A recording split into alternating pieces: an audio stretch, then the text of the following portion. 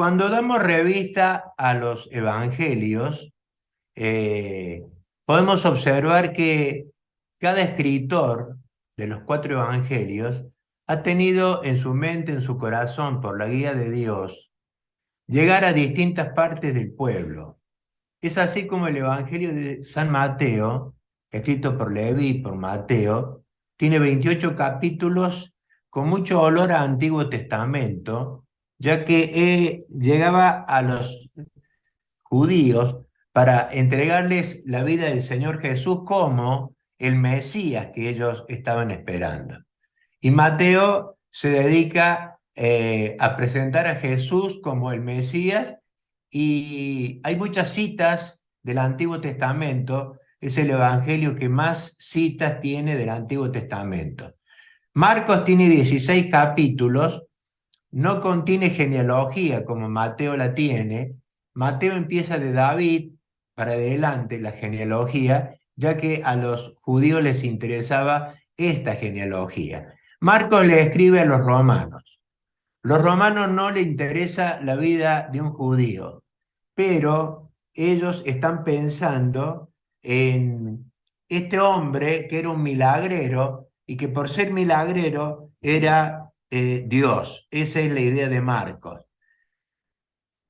Lucas, que era un gentil, presenta en 24 capítulos a Jesús como el hombre perfecto. La genealogía de Lucas arranca de Adán, ya que tenía que presentar a un hombre perfecto. 24 capítulos. Y Juan habla de la segunda persona de la Trinidad, no tiene genealogías y arranca directamente con mucha teología. En el principio era el verbo era con Dios y el verbo era Dios y él era la luz y arranca directamente presentando a Jesús como la segunda persona de la Trinidad.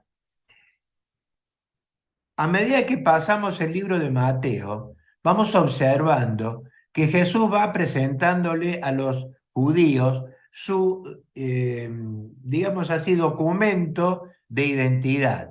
Él no venía como un guerrero, no venía con armas, no venía como una revolución para presentarla delante del Imperio Romano, sino que venía pacifista. Hay 3 capítulos del Sermón del Monte en donde él pone en claro a lo que venía, quién era, qué es lo que esperaba y demás. Cuando ya pasa la mitad del libro, y les invito a abrir en Mateo capítulo 16, si tiene la escritura a mano, es muy interesante, ya pasamos la mitad del libro, Mateo capítulo 16, en el versículo 13, dice, viniendo Jesús a la región de Cesarea de Filipo, preguntó a sus discípulos diciendo, ¿quién dicen los hombres que es el Hijo del Hombre? Ellos dijeron, unos Juan el Bautista, otros Elías y otros Jeremías o alguno de los profetas. Y él les dijo, ¿y vosotros? ¿Quién decís que soy yo? Respondiendo Simón Pedro, dijo, tú eres el Cristo, el Hijo del Dios viviente. Entonces le respondió Jesús, bienaventurado eres, Simón, hijo de Jonás, porque no te lo reveló carne ni sangre, sino mi Padre que está en los cielos. Todos los demás consintieron, nadie estuvo en contra. Y el verso 18 dice, y yo también les digo que tú eres Pedro, y sobre esta roca, o sea, sobre su enunciado, edificaré mi iglesia, y las puertas del Hades no prevalecerán contra ella. Vamos al verso 21. Desde entonces comenzó Jesús a declarar a sus discípulos que le era necesario ir a Jerusalén y padecer mucho de los ancianos, de los principales sacerdotes y de los escribas, y ser muerto y resucitar al tercer día. Nótese desde entonces. Hasta aquí Jesús no le había dicho a ellos cómo iba a ser el transcurso de su vida y cómo iba a avanzar en sus días y cómo iba a terminar. Desde entonces era necesario que ese grupo que él tenía en sus manos supiera a dónde iba su vida y cómo terminaría. Hoy quiero hablar de decisiones profundas. Aquí les está planteando a los seguidores más íntimos que él era necesario ir a Jerusalén, era necesario padecer, era necesario morir y luego resucitar. Les estaba hablando, el que me sigue de aquí en adelante, prepárese, porque el camino no va a ser fácil, la puerta es estrecha y el camino es angosto, y esto les va a significar a ustedes tener que tomar decisiones profundas en su vida. Y son las que el Señor nos plantea permanentemente. Fíjate, hermano querido, que la decisión es una herramienta que todos tenemos cada día para ser arquitectos de nuestra propia vida. La decisión o las decisiones que tomamos a diario muestran la identidad que tenemos. La familia, los que nos rodean, la sociedad, nuestros clientes, nuestros profesores, nuestros alumnos, nuestra sociedad que está alrededor nuestro, se da cuenta de quiénes somos, cómo somos y qué somos por las decisiones diarias que tomamos. Pero hay decisiones que superan a todas y son decisiones profundas. Jesús le estaba diciendo, el que me sigue a mí, prepárese, porque vamos a ir contra la corriente. Él iba a padecer de mano de los fariseos, de los escribas, o sea, de la casta religiosa del momento. No iba a padecer de los romanos, aquí no lo dice, pero está hablando de que el que me sigue a mí, prepárese a tomar decisiones profundas en su vida, porque la cosa no va a venir fácil. Yo voy a padecer, vamos a ir a Jerusalén y voy a morir. Y el que me siga a mí va a tener que pasar por circunstancias estrechas, bastante estrechas. Hermanos, un pez que está vivo y va contra la corriente tiene un desgaste natural de energía, tiene un sentido, tiene un objetivo y está venciendo una corriente que va precisamente adversa a su ruta. El pez que ya murió va flotando en el agua y el agua lo va llevando por donde el agua quiere.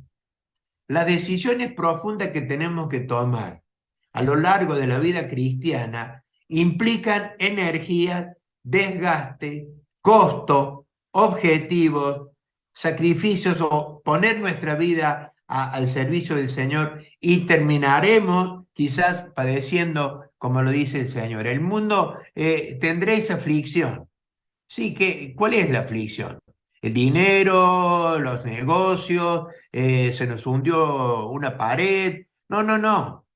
Mientras más se parezcan a mí, más aflicciones van a tener. En el mundo tendréis aflicciones, pero en el reino de Dios y el que me siga a mí va a tener que enfrentar situaciones adversas que a él lo van a tener que hacer pagar un costo. Y para eso se toman decisiones profundas. Ir contra la corriente tiene un costo y ser un sacrificio vivo sin duda es un costo, porque es puesto sobre un altar para ser sacrificado. Nunca se le entrega a Dios un pescado, por ejemplo, en ofrenda. Siempre va un animalito que es vivo. Si era pobre la persona, una paloma, un palomino, y si era más rica tenía que entregar algún animal más grande. Dice la palabra, cuando Moisés fue hecho ya grande, rehusó llamarse hijo de la hija de Faraón y estaba renunciando a ser una deidad de Egipto. Él era el dios Ra del templo Ptah, donde paraban los barcos que venían del Nilo y traían las riquezas y la volcaban a los pies del templo. Y él tuvo que tomar una decisión profunda en su vida. A los 40 años rehusó llamarse hijo de la hija de Faraón. Lo estaba rehusando mucho. Todos los deleites temporales, como dice también en hebreo, que pasan por el deseo de un hombre, en sus ojos, en su mente, en su corazón, en su piel, en su sensibilidad, Moisés los había disfrutado. Había llegado a la cúspide de ser hijo de la hija de Faraón, que lo era todo. Pero rehusó y prefirió el vituperio y prefirió seguir al pueblo de Dios sostenido como viendo al invisible. Mire qué ventaja que tenemos nosotros ahora post-Cristo, después de Cristo, porque ya vemos en la historia que Cristo vino, murió, estuvo en la cruz, conocemos la historia de la iglesia primitiva y somos producto de esa iglesia. Pero Moisés no tenía nada, al contrario, él estaba escribiendo el Pentateuco, cuando en ese momento antes tuvo que rehusar a ser hijo de la hija de Faraón. Estos son decisiones profundas. Cuando uno rehúsa cosas en el reino de Dios, quizás sin saber cómo viene la situación posterior. Dice la palabra que Josué estaba arando, Josué dijo al pueblo de Dios, escogeos a quién van a servir. Ahí me equivoqué. Escogeos a quién servir, porque yo y mi casa serviremos al Señor.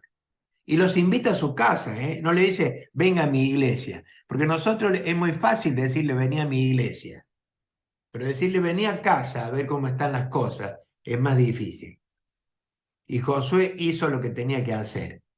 En el momento oportuno, se adhirió a la conducción del pueblo de Dios, tal era la voluntad de Dios. Ahora sí quiero hablar de Eliseo.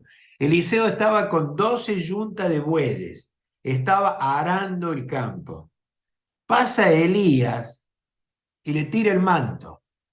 El manto le cae a Eliseo. Y escuche lo que dice la palabra, Primera Reyes 19:21. Dice, y se volvió y tomó un par de bueyes y los mató. Y con el arado de los bueyes coció la carne y la dio al pueblo para que comiesen. Después se levantó y fue tras Elías, escuche, y le servía. Eliseo no sabía lo que iba a pasar en su vida. Simplemente pasa un profeta y le tira el manto, él deja el arado, pero Eliseo es el tiempo de la siembra. Los vecinos habrán mirado, este hombre está fuera de sí. En el momento oportuno, quema su arado, hace una cocción de bueyes ahí y los entrega a comer al pueblo y se va atrás de Elías para servirle. No va a una gran campaña, no va a ser un gran Eliseo como después lo fue, porque no sabía cómo venía la historia.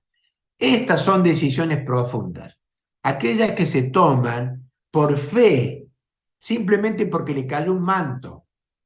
Hermanos, ¿cuántos domingos recibimos un manto que del púlpito un orador preparado en Dios y con trueno de Dios nos tira el manto? Qué oportunidad para tomar decisiones profundas de acuerdo a lo que en cada momento vamos recibiendo. Los apóstoles siguieron los mismos caminos. Uno a uno los fueron llamando, fue llamando Jesús. Dice, y dejando sus redes, la compañía pesquera del lado dirá, ¿qué cosa que hace esta gente? Deja las redes y se va. Y toman las redes y la utilizan para ellos. Pero ellos iban a hacer en esa decisión profunda que tuvieron, no pescar peces del lago de Galilea, sino pescadores de hombres. Decisiones profundas siempre traen consecuencias profundas.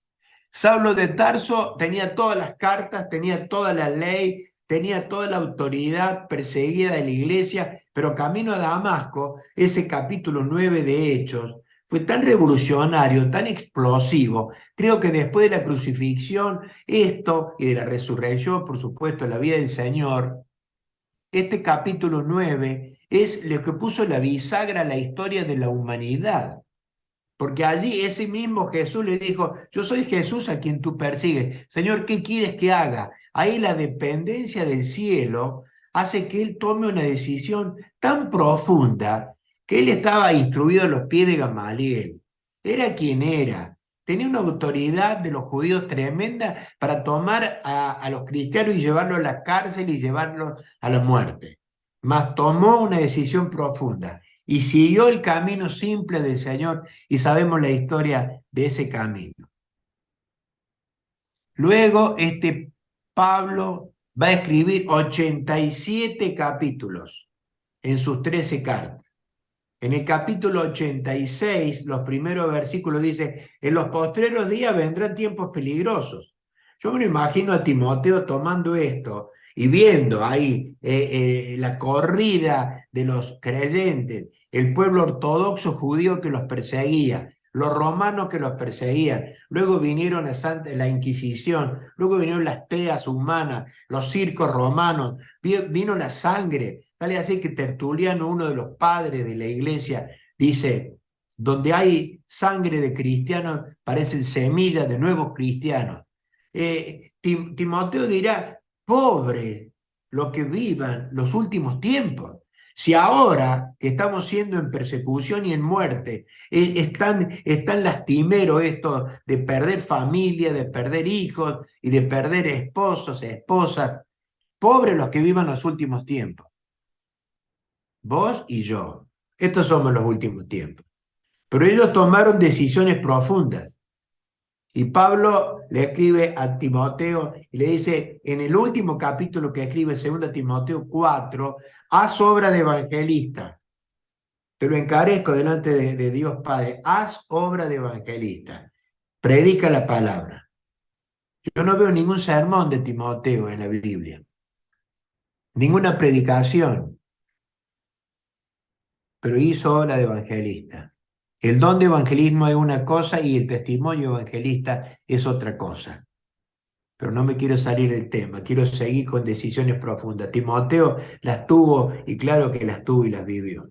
Luego vienen cartas de Pablo a las iglesias que va fundando. Me gusta esta de Gálatas capítulo 5, versículo 7. Dice, vosotros corríais bien. ¿Quién os estorbó para no obedecer a la verdad? Recuerde que Gálatas no era una localidad, era una región donde había muchas iglesias. Y le dice a todas esas iglesias, vosotros corríais bien. Hermano, hay tiempo que uno corre bien, pero pregunta, ¿quién os estorbó? ¿Quién os estorbó para no obedecer a la verdad? No dice qué, dice quién. Pero ese quién sabemos quién es, pero pone estorbos. Y en la vida tuya y en la vida mía, vaya que si hay estorbos. ¿Para qué el estorbo? Para no obedecer a la verdad. Ahí está. Y ellos tenían que tomar decisiones profundas. Darse cuenta que hay estorbo. Hermano querido, lo voy a decir suavecito, casi en secreto. Miremos los estorbos que tenemos en nuestras vidas. Porque hombres de Dios, ancianos, misioneros, pastores, líderes, siervos, sobreveedores, personas encargadas de ministerios, hay estorbos, hay vidas duales, hermanos. Hay situaciones que no corren paralelo a las escrituras, a este libro. Yo llevo 46 años de consultorio en la misma esquina, en el mismo escritorio, 46 años. Y atiendo a personas de todas las denominaciones, incluso de sectas, pastores, jóvenes, chicos, grandes, y un médico entra un poco adentro de la situación familiar. Y el ministerio que el Señor me ha concedido afuera, uno se da cuenta y uno ve y uno es testigo de situaciones íntimas que se abren, como una catarsis cuando uno va a una iglesia lejana, alguien quiero hablar con usted, vamos a un rincón y te cuenta cosas. Hermanos, miremos los estorbos. El diablo sabe muy bien. Alguien dice que sabe por diablo, pero más sabe por viejo. Eh, Miremos los estorbos. Vosotros corríais bien. ¿Quién os estorbó para no obedecer a la verdad? Y la prueba está en la carta a Colosenses, capítulo 3, versículo 5, en donde Pablo dice, a Colosense. Colosense era una iglesia tremenda. Era como Efesios, una iglesia poderosa. En Colosenses el Señor se presenta como la deidad ahí en Cristo. Y le dice en el capítulo 3, versículo 5, haced morir pues lo terrenal en vosotros. ¿Cómo? ¿En mí hay cosas terrenales? ¿En vos hay cosas terrenales? Pablo dice, haced morir en vosotros las cosas terrenales. ¿Y a qué se refiere? No lleguen tarde a la reunión, hagan visita, vean la situación de la iglesia. No, no. Miren lo que dice. Las primeras cuatro cosas. Haced morir pues lo terrenal en vosotros. Fornicación, impurezas, pasiones desordenadas y malos deseos. Apunta con toda la metralleta contra lo que es la sexualidad, la sensualidad y la intimidad. Cada uno de nosotros tiene un fuero íntimo que la Organización Mundial de la Salud define como intimidad y dice que esto no tiene que ser vulnerado a menos que uno quiera. Irving Allman, un sociólogo importante, dice, abrimos puertas de la intimidad o cerramos conforme a nuestra voluntad. Cuando hacemos un viaje, cuando vamos de vacaciones con alguien, cuando pasamos un tiempo juntos por varios días, uno cuenta cosas más íntimas y uno va entrando adentro del otro hasta donde uno permite entrar. Tenemos una intimidad mental. ¿Qué pensamos? Salmo 26 dice, la intimidad de vuestros pensamientos. Hay pensamientos, hermanos. Ahí tenemos una intimidad en el corazón. Tenemos una intimidad sentimental, tenemos una intimidad sexual. Y como médico tengo que decirles que muchas veces en el consultorio soy consultado por este rubro. Yo soy clínico, pero me consultan y veo situaciones y somos tentados y somos hombres. Y como hombres tenemos deseos y tenemos tendencias. Y Sansón dijo, y bueno, una vez, nadie me ve, no hay nadie. Jugó Israel 20 años, pero cuando pasaba por la región de Timnat, se levantó una mujer, para usar una terminología vulgar de la situación, y estuvo con una mujer en Timnat. Y volvió y siguió juzgando. Se volvió a poner el traje, subió al estrado y siguió juzgando. Y dice que en aquel tiempo no había rey, y cada uno hacía lo que bien le parecía. Jueces capítulo 17. Cada uno hacía lo que bien le parecía y él hizo lo que bien le parecía, pero era nazareo, era seleccionado por Dios. Cuidado, hermano, con esto. Este versículo de Colosenses me pega fuerte. Haced morir pues lo terrenal en vosotros, fornicación, impurezas, pasiones desordenadas, malos deseos. Decisiones profundas. Es necesario tomarlas. ¿Se acuerda de José el Chipriota? José el Chipriota, ¿se acuerda? Si me dice sí, le pregunto dónde está, ¿eh? Está en Hechos capítulo 4, versículo 36. Dice así, entonces José, a quien los apóstoles les pusieron por sobrenombre Bernabé, que traducido es hijo de consolación, levita, natural de Chipre, ¿ve? Por eso le digo José el Chipriota, porque era de Chipre.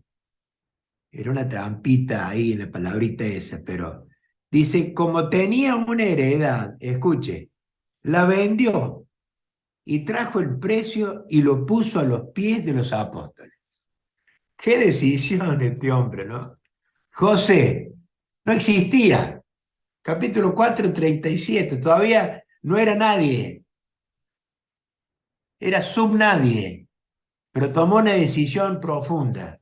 Como tenía una heredad, la tomó, la vendió y la puso a los pies de los apóstoles.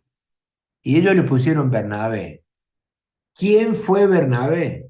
A medida que pasamos Hechos de los Apóstoles, página por página, la figura de Bernabé va creciendo como el instructor, el moldeador de la vida de Saulo de Tarso. Y a medida que pasamos en Hechos, va siendo Bernabé y Saulo, Bernabé y Saulo. Después Lucas escribe Bernabé y Pablo, y a medida que llegamos a la mitad del libro dice Pablo y Bernabé, y al final va diciendo Pablo y Bernabé. Este fue Bernabé, sub nadie, pero tomó una decisión profunda cuando no era nadie. Y esto es lo que el Señor valorizó y le dio un valor tremendo, porque hoy en el hecho de los apóstoles, junto con Pablo y junto con Pedro, quizás entre los tres son los que hacían las mejores jugadas y los mejores goles de la iglesia primitiva, para decirlo en una jerga futbolística. Pero un hombre de Dios tomó una decisión profunda cuando eras un nadie. Si vos y yo somos ancianos, diáconos, misioneros, líderes, formadores de gente, discipuladores y demás, hoy somos personas que el Señor está utilizando. Entonces, ¿por qué no tomar decisiones profundas cuando la circunstancia lo implica? Pablo escribe en Romanos capítulo 6, versículo 12, escuchen, no reine pues el pecado en vuestro cuerpo mortal, de modo que lo obedezcáis en sus concupiscencias. Pablo le escribe a los romanos, no reine pues el pecado en vuestro cuerpo. Mire si Pablo escribía, no existe el pecado en vuestro cuerpo. Se contradeciría a sí mismo, porque él dice, por cuanto todos pecaron y están destituidos de la gloria de Dios. Él sabe que él mismo es pecador, dice, quiero hacer el bien, empiezo a hacer el bien y de golpe estoy haciendo el mal por el pecado que mora en mí. Pero mire esta palabra que usa, no reine. Me gusta esta palabra. En Romanos 6:12, no reine, pues el pecado en vuestro cuerpo, de modo que lo obedezcáis en las concupiscencias, deseos. De nuevo los romanos caemos en el mismo tema. Pero dice no reine. ¿Por qué? Porque el rey es el que está sobre, como autoridad, como eminencia de todo un pueblo. Y Pablo entiende esto. Entonces Pablo no dice no existe el pecado, porque sabe que tenemos pecado, pero dice que no reine. Hermanos, hombres de Dios, hombres de Cristo, es necesario sacar a ese rey y que si pecamos, el pecado sea un accidente, sea un traspié, sea un tropiezo, sea una debilidad que estamos luchando contra ella y contra que no la queremos tener. Más a veces caemos y la carne es así. Pero dice no reine. Ahora, también Juan escribe, el que practique el pecado no es de Dios. Ojo, una cosa es caer y una cosa es practicar, practicar, practicar, practicar y practicar y practicar y practicar y practicar y nunca vencer. Alguna vez tenemos que decir, basta, Señor, quiero tomar una decisión profunda.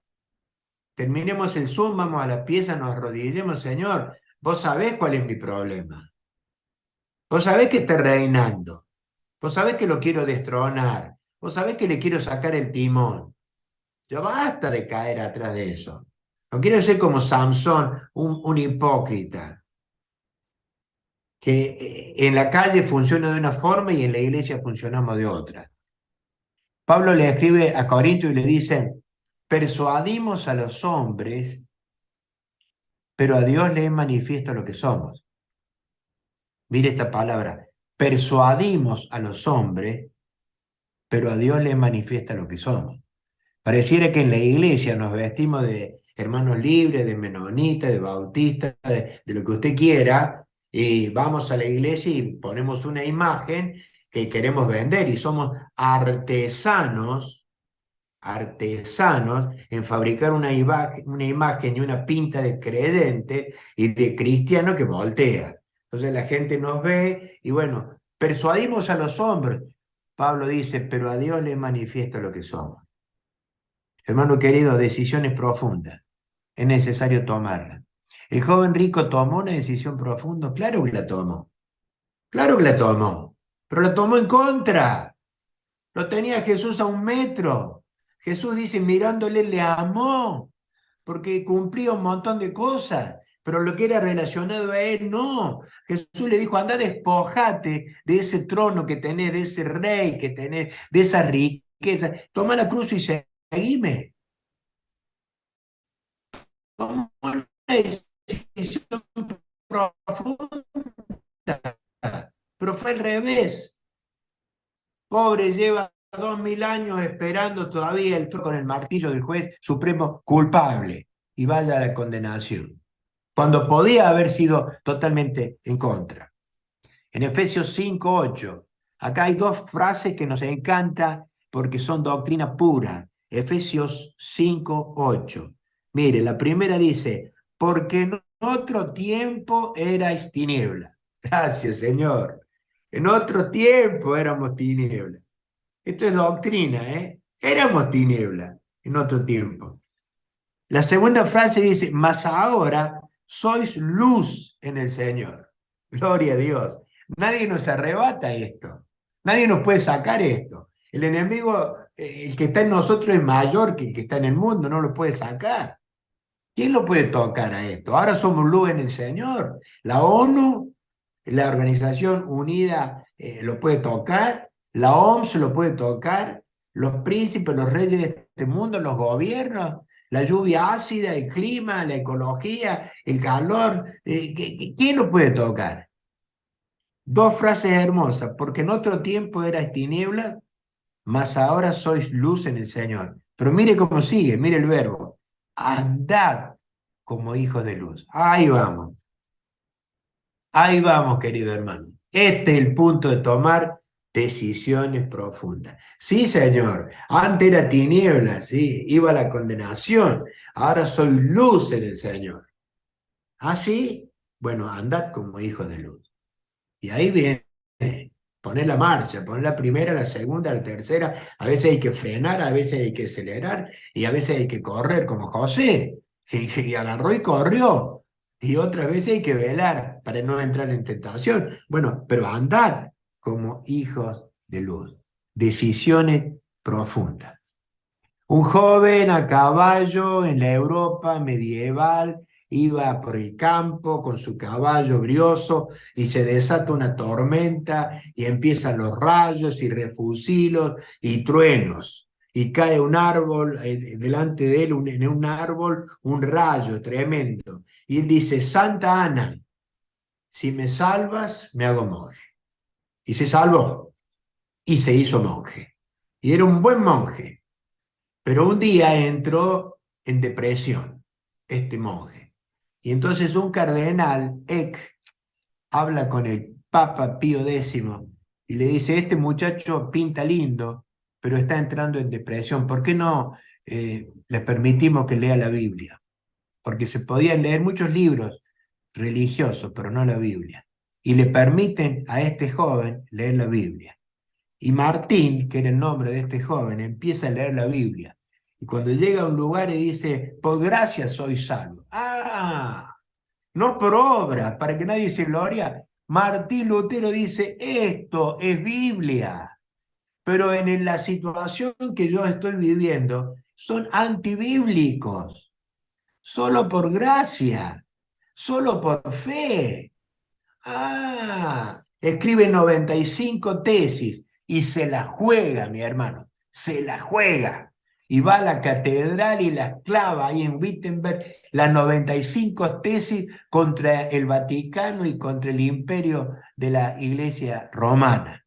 Y cuando lo leen, sabemos lo que viene, la reforma, Gutenberg con la imprenta, dale que dale, dale que dale, que dale que dale, y los países del norte de Europa, Alemania, Bélgica, Holanda, Dinamarca, empiezan a reformarse y la gran protesta, y son los países que junto con Inglaterra, el Reino Unido, colonizan Estados Unidos, lo que hoy sería América del Norte, mientras que América de Central y América del Sur la coloniza el sur de Europa, España, Portugal, Italia, y bueno, de ahí descendemos.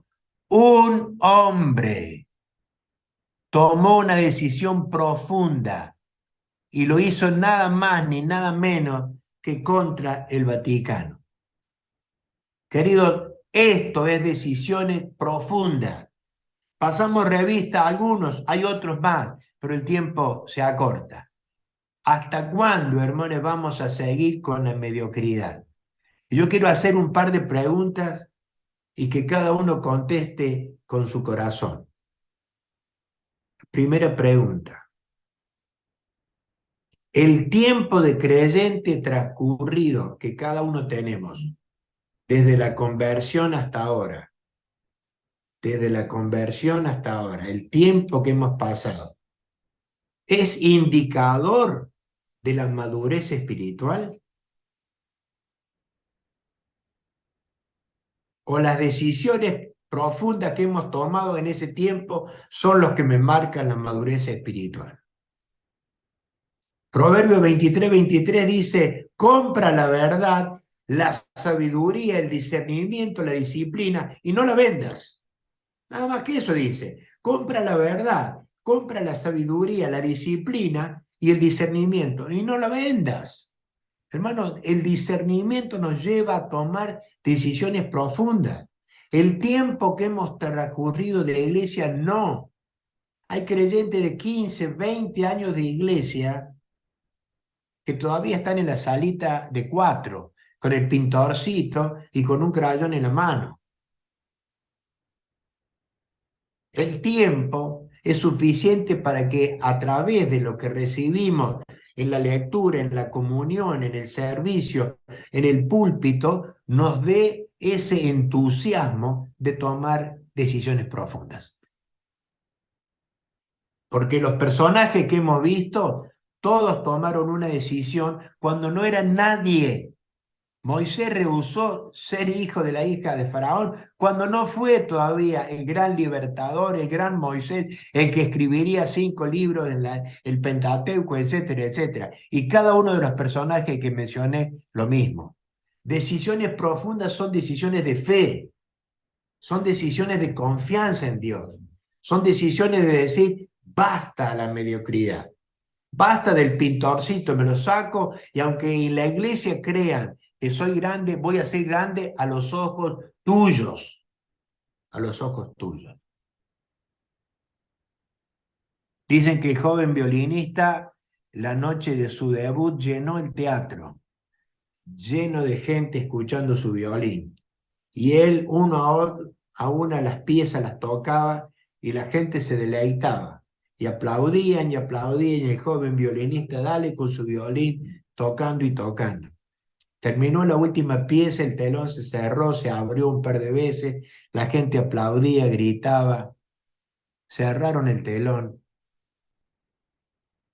y los familiares íntimos del violinista vinieron por atrás del telón, lo abrazaron, lo besaban, los amigos íntimos de él, hasta que uno le dijo, no te veo con una cara tan feliz, mirá el éxito que tuviste, mirá la gente cómo aplaude, mirá la gente cómo grita, mirá la gente cómo aprueba lo que tocaste.